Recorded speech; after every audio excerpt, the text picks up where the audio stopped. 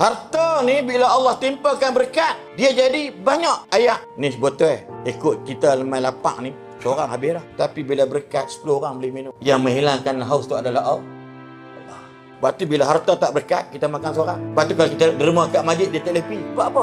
Sekadar buatkan jus orang. Jiwa dia kedekut. Betul tak? Minta maaf. Sebab ada kata apa? Seorang sahabat main. Ya Rasulullah, tolong beritahukan aku, sedekah manakah yang paling besar ganjarannya? Nabi kata, andai engkau bercita-cita nak jadi kaya, sedekahlah hingga kamu kaya.